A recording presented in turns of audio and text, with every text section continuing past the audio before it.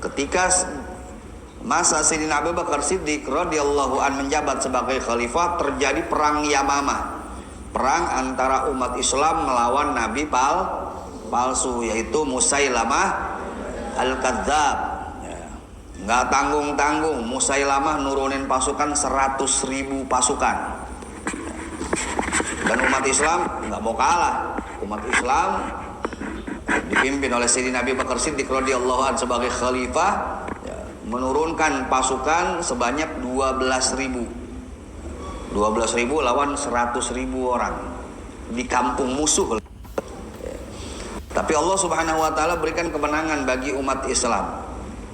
Pasukan Musailamah dibuat bertekuk lutut, kalah kocar-kacir, bahkan Musailamah sendiri itu mati terbunuh di medan perang tersebut.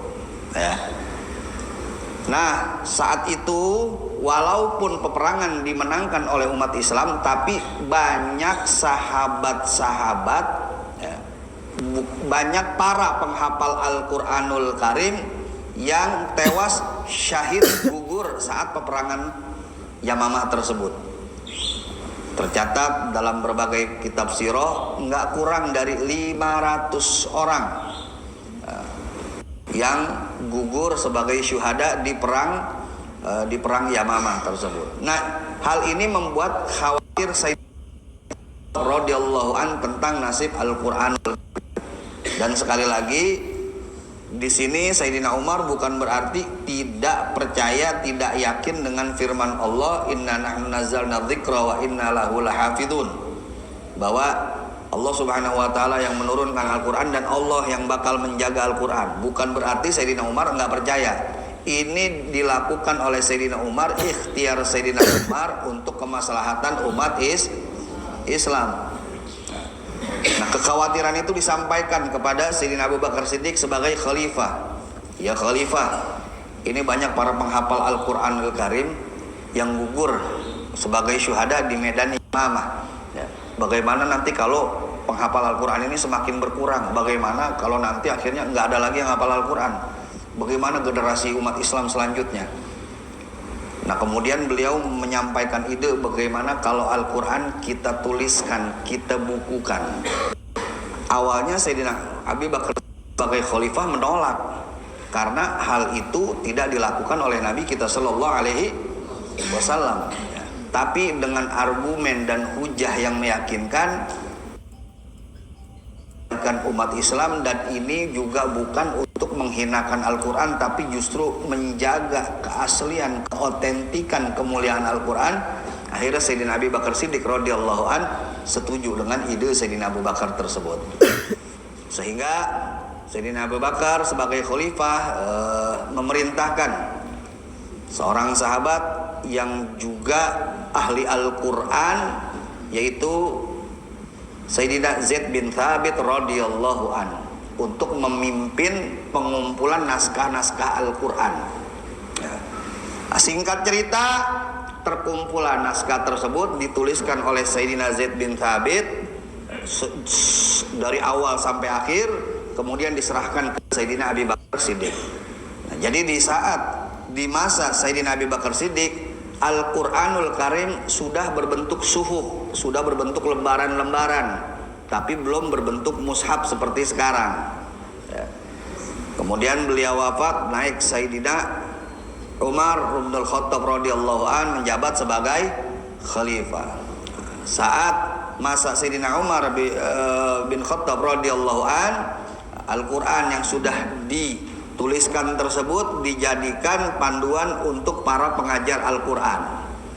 Jadi semakin banyak yang belajar Al-Quran, semakin banyak para penghafal Umar bin Khattab radhiyallahu an.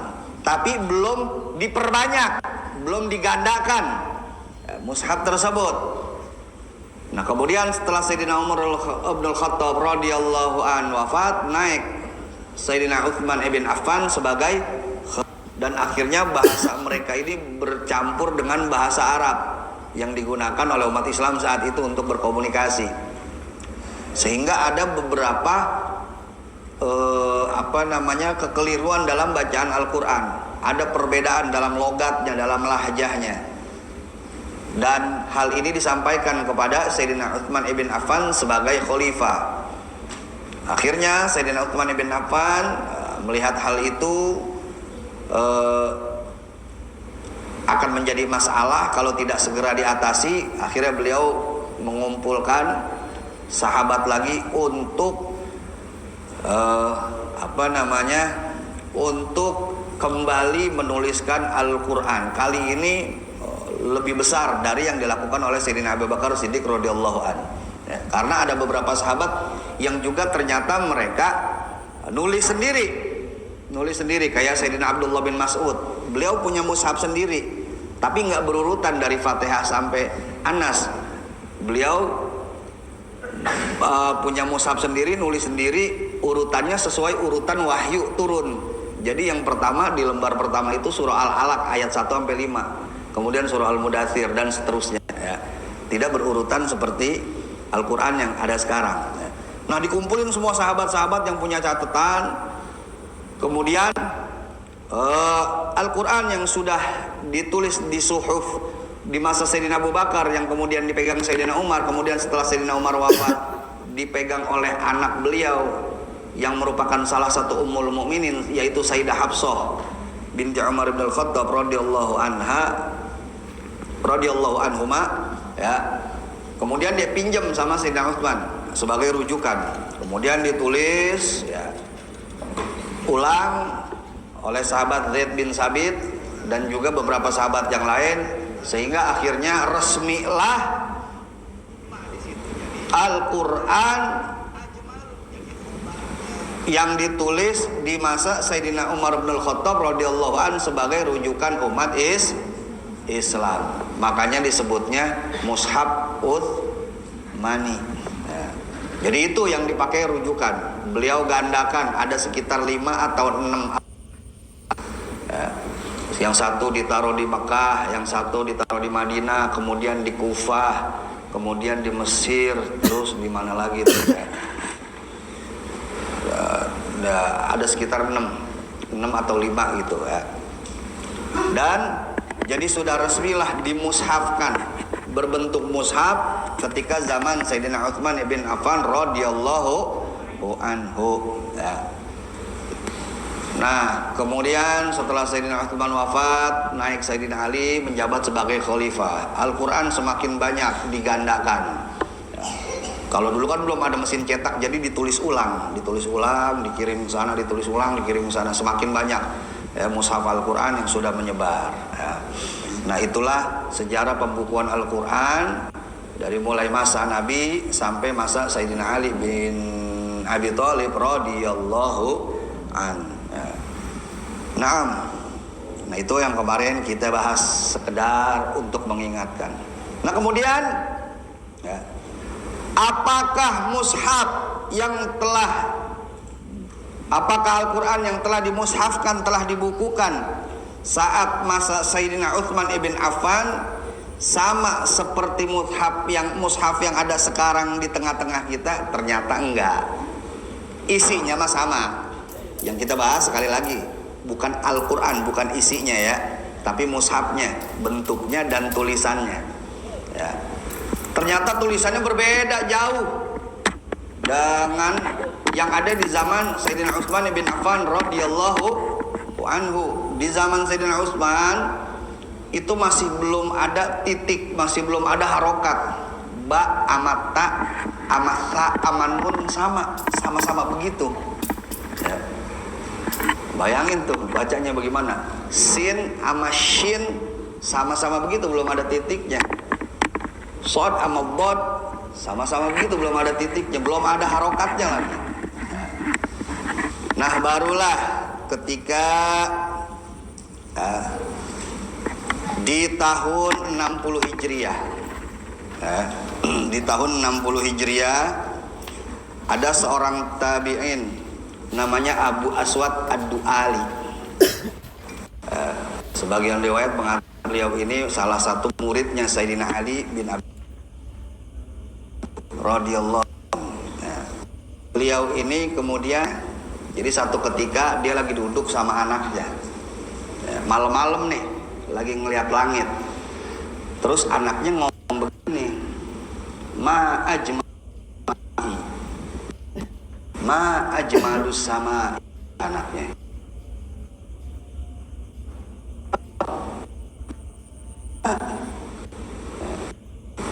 Bintang-bintangnya bingung. Wahai ayah, saya bukan lagi nanya, saya lagi menyampaikan kekaguman. Alangkah indah. Kok ya? Kata Abu Aswad, oh kalau begitu ente salah ngomongnya. Kalau ma ajmalus samai itu artinya Anda lagi bertanya, ente lagi bertanya, apakah yang paling indah yang ada di langit? Apa yang paling indah dari langit? Makanya saya jawab, nujumuha, bintang-bintangnya, kawakibuha, bintang-bintangnya. Ya. Oh jadi salah, harusnya bagaimana? Harusnya ma ajmala samaa. Kalau ente mau menyatakan kekaguman, mau ekspresiin kekaguman, bukan ma ajmalu samai, harusnya ma ajmala as-samaa. Ya, ini kalau belajar bahasa Arab, belajar nahu, paham nih. Kalau yang tadi yang pertama ma ajmalu samai, ma itu jadi khobar, ma nakiroh tammah bimakna syai', ya, mabni fi mahali raf'in mubtada. Ma itu isim mabni, ya, statusnya menjadi mubtada karena rofa, ya. Tanda rofanya apa? Nggak ada tanda rofanya karena dia isim mabni, ya. Isim mabni ada berapa? Ada berapa? Ada 6 isim mabni. Iya, isim mabni ada berapa? Ada 6, ya. Isim mabni, isim domir, isim isyarat, isim mausul, isim istifham, isim apa lagi? Isim istifham, isim mausul, isim domir, isim isyarat, ya. Kemudian isim fi'il ada 6. Coba ayo santri, isim apa? Isim istifham, isim mausul, isim domir, isim isyarah, isim syarat, isim fi'il. Ada 6, ya. Jadi ma di situ jadi mubtada, ajmalu jadi khobarnya, khobar lil mubtada, ya, marfu'un wa alamatu rafihi dhammatun dhahiratun li'annahu isim mufrad. Mufrad rofanya pakai dhamma, nasabnya pakai fathah, majrurnya pakai kasroh, ya. Kemudian dia juga jadi mudhof. Kemudian as-samai, kenapa dibaca as-samai? Karena jadi mudhof ilaih, ya. Jadi salah kalau ma ajmalu samai, maknya jadi isim istifham, jadi kata tanya, ya. Harusnya, ya, ma ajmalas samai, ma ajmalas samaa, ya. Harusnya kau katakan ma ajmalas samaa, ya. Alangkah indahnya langit, baru itu benar, ya. Makanya bahasa Arab nih beda harokat, tulisannya sama, beda harokat bisa beda arti, ya. Makanya jadi ustadz kagak gampang, susah, ya. Jadi ustadz kagak gampang, susah, ya. Beda harokat bisa salah tulisannya sama, ma ajmala asama, tulisannya sama, cuman kalau dibacanya beda bisa beda artinya. Kalau dibaca ma ajmalu samai itu jadi kata tanya, apakah yang paling indah dari langit? Tapi kalau dibaca ma ajmalas samaa, alangkah indahnya langit. Maknya, ya, jadi jadi nakiroh tammah. Ajmala fi'il madi jamid li insya'i ta'ajub, untuk menyatakan ketaajuban, kekaguman. Ya. As-sama'a jadi maf'ul bihnya. Ya. Makanya dibacanya as-sama'a pakai fathah karena maf'ul bih mansub. Tanda nasabnya adalah fathah karena as-sama'a isim mufrad. Ya. Nah, jadi dia bingung. Waduh, ini anak-anak bisa salah begini nih. Ya, ternyata banyak yang kalau ngomong salah-salahan. Ya. Kemudian lebih parahnya lagi, dia pernah dengar ada orang baca Al-Quran surah At-Taubah, ya, baca annallaha bari'um minal musyrikina wa rasulih. Dia kaget, annallaha, sesungguhnya Allah, bari'un, berlepas diri, minal musyrikin, dari orang-orang musyrik, wa rasulihi, dan Allah berlepas diri juga dari rasulnya. Waduh, kacau ini. Ya. Akhirnya dibetulin sama dia, bukan wa rasulih, wa rasuluh. Ya. Kenapa wa rasuluh? Karena kalau dibaca wa rasuli, wawunya jadi waw atof. Ya. Ma'tufnya ke musyrikin, rasul jadi ma'tufnya ke musyrikin. Harusnya wa rasuluhu. Kalau wa rasuluhu, rasul di situ, kata rasul di situ jadi mubtada, khobarnya mana? Dibuang. Ya. Jadi aslinya wa rasuluhu bariun, bariunnya dibuang. Ya. Harusnya wa rasuluhu, bukan wa rasuli. Kalau wa rasuli berarti Allah berlepas dari rasul dong. Akhirnya dia ngadu ke Sayyidina Ali. Ngadu ke Sayyidina Ali tentang kesalahan-kesalahan bacaan yang dia temukan. Dari mulai anaknya mengatakan ma'ajmalus sama'i, harusnya ma'ajmalas sama'a. Kemudian dia mendengar orang baca Al-Quran innallaha bari'um minal musyrikin wa rasuli, yang harusnya wa rasulu. Akhirnya Sayyidina Ali katakan sama dia, unhu hadzan nahwa, tulis contoh-contoh ini, kaidah-kaidah ini. Dari situlah maka lahir ilmu nahwu. Dari perkataan Sayyidina Ali, unhu hadzan nahwa, tulis ini kaidah-kaidah.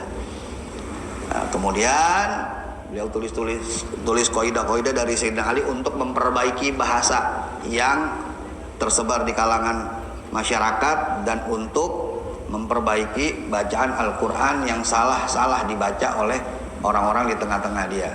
Maka beliau ngasih titik pada huruf-huruf Al-Quran. Titik di atas itu fathah, titik di bawah itu kasroh, titik di depan itu dhammah. Ya. Dikasih titik merah. Jadi titik di atas itu fathah, titik di bawah itu kasroh, berarti dibacanya i nih. Titik di depan, titik merah di depan itu dhammah. Ya. Terus begitu, ya, dari tahun 60 Hijriah tuh belum ada titik di huruf, itu baru kasih harokat. Ya, cuman harokatnya berbentuk titik. Ya. Titik di atas untuk fathah, titik di bawah warna merah, titik di atas warna merah untuk fathah, titik di bawah warna merah untuk kasroh, titik warna merah di depan untuk dhammah. Itu yang ngasih Abu Aswad Ad-Du'ali, yang ngasih titik-titik tersebut. Nah, kemudian di tahun 70 Hijriah, murid beliau yang bernama Nasir bin Asim Al-Laythi dan Yahya bin Ma'mar, keduanya ini murid Abu Aswad Ad-Du'ali. Abu Aswad Ad-Du'ali muridnya Sayyidina Ali bin Abi Thalib radhiyallahu anhu. Murid beliau nambahin titik-titik di huruf. Ba titiknya di bawah 1, ta titiknya 2 di atas, ta titiknya 3 di atas. Ya. Jadi titik hitam. Kalau tadi Abu Aswad Ad-Du'ali ngasih harokat tapi bentuknya titik, belum fathah kayak yang sekarang kita lihat, bentuknya titik. Titik merah di atas itu fathah, titik merah di bawah itu kasroh, titik merah di depan huruf itu dhammah. Nah, murid beliau ya Nasir dan Yahya bin Ma'mar ngasih titik hitam di huruf. Kan dulu ba, ta, sa itu nggak ada titiknya, dikasih titik, ba titiknya satu hitam di bawah. Ya, berarti kalau ba ya, titik hitam di bawah, di atasnya titik merah, berarti dibaca aja ba. Kalau ba di bawahnya titik merah, berarti dibaca i, dan seterusnya, dikasih titik-titik. Ya. Itu berjalan sampai tahun 160 Hijriah. 160 Hijriah ada seorang ulama namanya Imam Khalil bin Ahmad. Ya. Ini beliau salah satu ulama ya, ahli ilmu arud yang menemukan ilmu arud ya, yang membuat prinsip-prinsip dasar dari ilmu arud. Ini beliau ini dulunya ahli nahu. Kemudian beliau punya murid namanya Syibaweh. Muridnya jadi ahli nahu juga, bahkan lebih ahli dari dia sendiri. Muridnya ahli, beliau menekuni ilmu arud. Makanya orang kenalnya ahli nahu bukan Imam Khalil bin Ahmad, tapi muridnya Imam Syibaweh. Padahal Imam Syibaweh muridnya Imam Khalil bin Ahmad, tapi Imam Syibaweh ilmu nahunya melebihi daripada Imam Khalil bin Ahmad gurunya. Nah, Imam Khalil bin Ahmad ini akhirnya yang bikin fathah, kasroh, domah, yang bikin harokat kayak sekarang. Dulu Abu Aswad Ad-Du'ali bikin harokat berupa titik-titik merah. Dirubah sama beliau, kalau fathah itu di atas miring, kalau kasroh itu di bawah miring, kalau doma bentuknya kayak begitu tuh yang sekarang kita lihat. Kalau sukun itu bentuknya bulat, tasydid itu bentuknya seperti itu. Nah, itu yang bikin Imam Khalil ibn Ahmad guru daripada Imam Syibaweh yang hidup sekitar tahun 160-an Hijriyah. Nah, sehingga Al-Quran menjadi seperti yang sekarang kita lihat. Alhamdulillah. Jadi ada proses panjang. Ya. Tapi saat itu ya, belum ada mesin cetak. Jadi kalau mau ngegandain Al-Quran ditulis ulang. Baru di sekitar tahun 1440-an Hijriah. Ya. 1440 Masehi, bukan Hijriah, Masehi. Nah, itu ada orang Jerman namanya Johannes Gutenberg. Dia nemuin mesin cetak, dia bikin mesin cetak. Nah, awalnya dia ini pengrajin logam, pengrajin emas, dia bikin mesin cetak, sehingga akhirnya ketika mesin cetak ditemukan sama Johannes Gutenberg orang Jerman ini, mulailah percetakan dimulai di tahun 1400-an Masehi. Ya. Nah, kemudian Al-Quran dicetak pertama kali itu, dicetak pakai mesin cetak itu sekitar tahun 1530 di Venezia, Italia. Yang nyetaknya bukan orang Islam, orang Kristen. Untuk apa mereka cetak? Wallahualam, mungkin untuk keperluan mempelajari Al-Quran. Ya. Kemudian ya, di tahun 1694 Masehi di kota Hamburg, Jerman, juga Al-Quran kembali dicetak. Tapi masih belum sama orang Islam, masih orang non-Muslim. Ya. Dan kemudian masih ada lagi yang nyetak Al-Quran, tapi semuanya itu non-Muslim. Tapi kemudian di kemudian hari itu cetakan-cetakan tersebut dimusnahkan. Ya. Baru di tahun 1877 Masehi Al-Quran pertama kali dicetak oleh umat Islam di Istanbul, Turki. Ya, makanya yang masuk ke Nusantara ini dulu Al-Quran yang pertama kali cetakan Turki. Dari Turki ke Singapura, dari Singapura baru ke Indonesia. Kemudian tahun 1933 di Kairo, ya, Mesir juga dicetak Al-Quranul Karim, udah bentuk cetakan ya, di bawah pengawasan Al-Azhar. ulama-ulama Azhar. Nah, tapi ya, menurut penelitian yang saya dapat, penelitian ya, menurut Lajnah Pentashih Mushaf Al-Quran, bahwa di tahun 1848 Masehi, berarti Indonesia belum ada nih. Indonesia ada ya, kemerdekaan tahun berapa?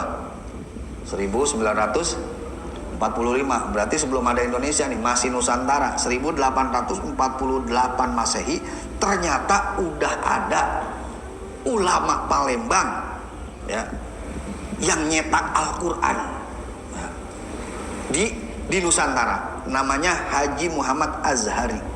Jadi sebelum cetakan Turki, cetakan Singapura masuk ke Indonesia, ternyata beliau ini pernah nyetak Al-Quran. Orang Palembang, ulama dari Palembang, namanya Syekh Al-Hajj Muhammad Azhari ya, kemudian dari situ mulai berkembang Al-Quran ya, dengan berbagai versi cetakan dari berbagai percetakan, sampai sekarang Al-Quran berbentuk aplikasi, bisa ada di handphone.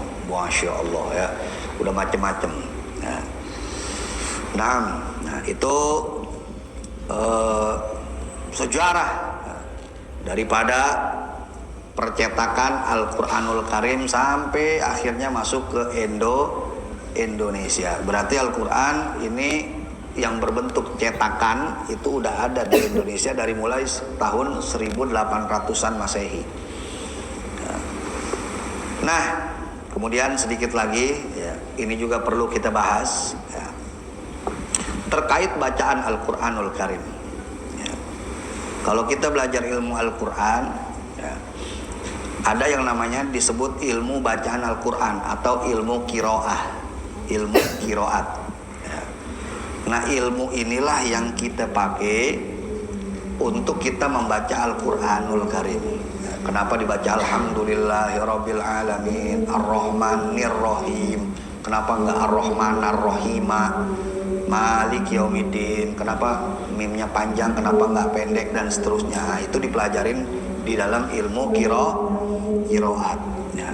Dan ada 7 kiroat yang terkenal di tengah-tengah umat Islam, atau disebut kiroah sab'ah ya, yang dikenal, diakui oleh umat Islam.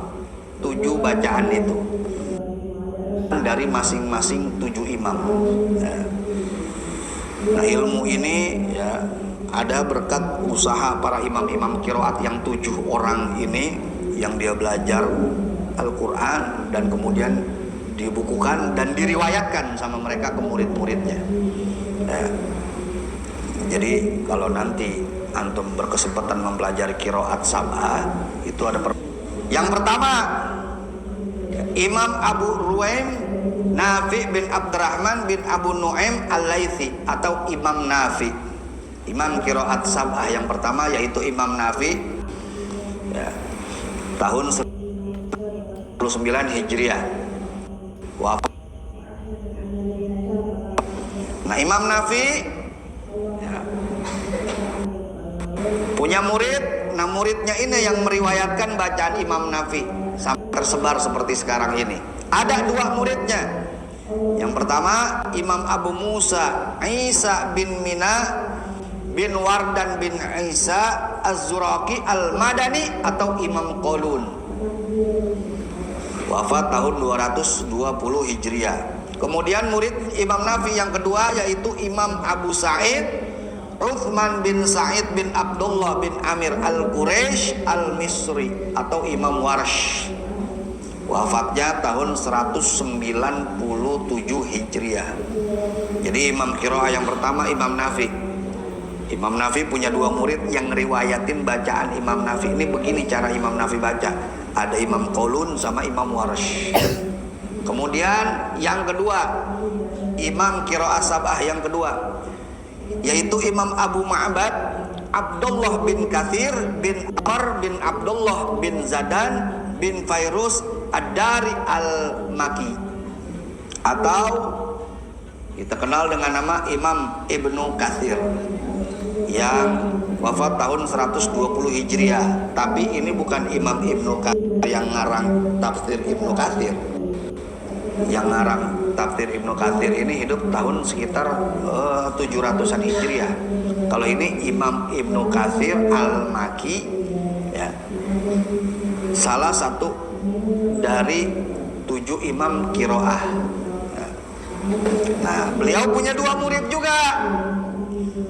Murid yang pertama beliau yaitu Imam Abul Hasan Ahmad bin Muhammad bin Abdullah bin Abu Bazzah Al-Makki atau Imam Al-Bazi, wafat tahun 250 Hijriah. Kemudian murid beliau yang kedua Imam Abu Muhammad bin Abdurrahman bin Muhammad bin Khalid Al-Makhzumi Al-Makki atau dikenal dengan nama Imam Kumbul. Imam Kumbul tahun 291 Hijriah wafatnya. Kemudian imam qiraah yang ketiga dari 7 imam qiraah sab'ah, imam qiraah yang ketiga bin Al-A'la bin Amr Al-Mazini Al-Basri atau Imam Abu Amr yang wafat tahun 154 Hijriah. Yang meriwayatkan bacaan beliau ada 2 murid juga. Yang pertama Imam Abu Amr Hafiz bin Umar bin Abdul Aziz Ad-Duri atau dikenal dengan Imam Ad-Duri, wafat tahun 246 Hijriah. Kemudian murid beliau yang kedua yang meriwayatkan bacaan beliau yaitu Imam Abu Syu'aib Saleh bin Ziyad atau di Imam 118 Hijriah. Kemudian yang keempat, imam qiraah sab'ah yang keempat yaitu Imam Abdullah bin Amir bin Yazid bin Tamim Ad-Dimashqi atau dikenal dengan nama Imam Ibnu Amir, wafat tahun 118 Hijriah. Yang meriwayatkan bacaan beliau 2 orang murid beliau. Yang pertama yaitu Imam Abul Walid Hisham bin Amr bin Nasir As-Sulami Ad-Dimashqi atau Imam Hisham yang wafat pada tahun 245 Hijriah. Kemudian murid beliau yang kedua yang meriwayatkan bacaan beliau yaitu Abu Amr Abdullah bin Ahmad bin Bashir bin Zakwan Ad-Dimashqi atau dikenal dengan Imam Ibnu Zakwan, wafat pada tahun 242 Hijriah. Kemudian yang kelima Imam Abu Bakar Asim bin Abi Najud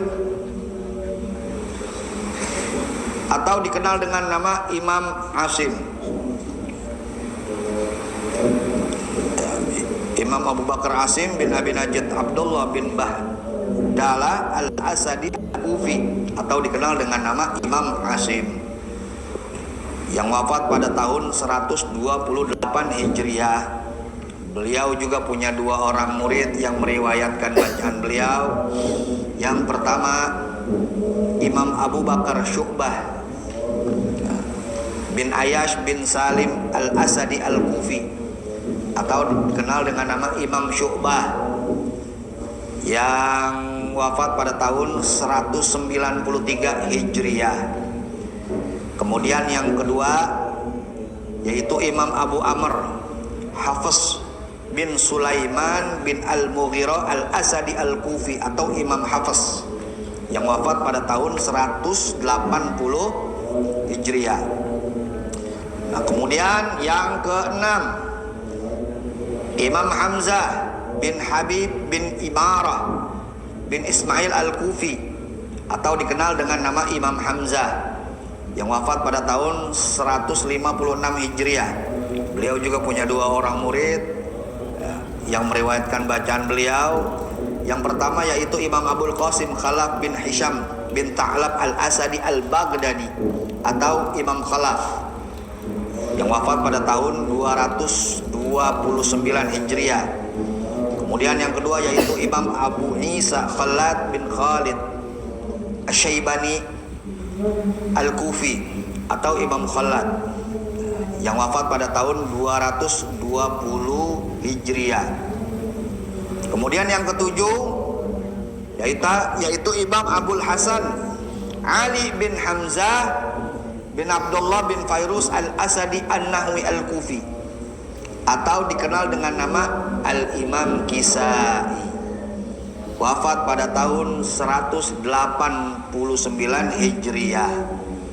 Sama, beliau juga punya 2 orang murid yang meriwayatkan bacaan beliau. Jadi tiap imam qiraat punya 2 murid yang meriwayatkan bacaan beliau. Ya.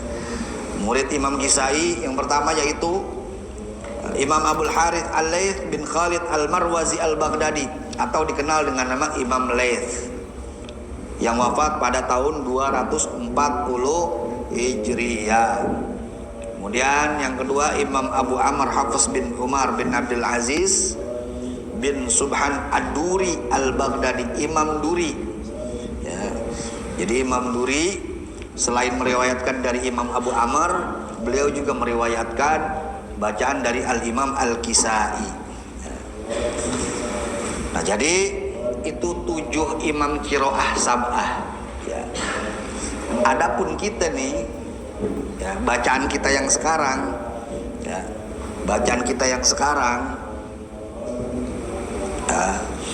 itu kita mengikuti qiraah qiraah Imam Asim yang diriwayatkan oleh Imam Hafiz. Ya. Imam yang keberapa tuh? Imam keberapa? Yang ke-6. Jadi kita nih yang sekarang kita baca Alhamdulillahirabbil alamin arrahmanir rahim maliki yaumiddin iyyaka na'budu wa iyyaka nasta'in ihdinas shiratal mustaqim. Tuh masing-masing imam qiraat berbeda-beda bacaannya. Ya. Nah, yang kita pakai nih, yang biasa kita pakai, yang kita baca nih maliki yaumiddin, mimnya panjang, itu mengikuti bacaan Imam Asim, ya, dari riwayat Imam Hafiz. Ya, Imam Asim kan punya 2 murid, ya. Nah, kita dari Imam Asim yang meriwayatkan bacaan Imam Hafiz. Sampailah kepada kita bacaannya sekarang seperti yang kita pakai ketika kita membaca Al-Quran sekarang ini. Dan memang qiraat Asim inilah yang paling luas dipakai oleh umat Islam di seluruh dunia, ya. Hampir rata-rata mayoritas umat Islam pakai qiraatnya, pakai bacaannya Imam Asim yang diriwayatkan oleh Imam Hafiz. Nah, itulah sejarah daripada pembukuan Al-Quran, dari mulai Al-Quran turun sampai berbentuk mushaf, sampai dicetak, sampai cara membacanya.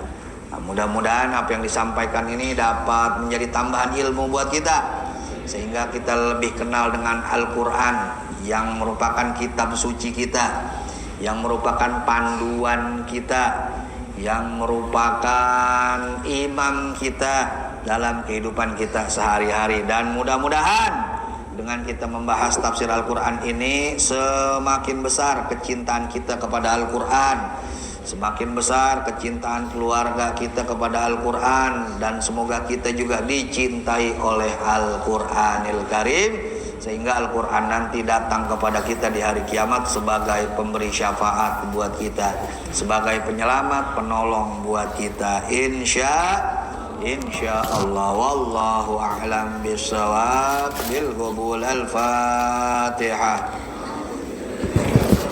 Bismillahirrahmanirrahim. Alhamdulillahirabbil alamin arrahmanir rahim maliki yaumiddin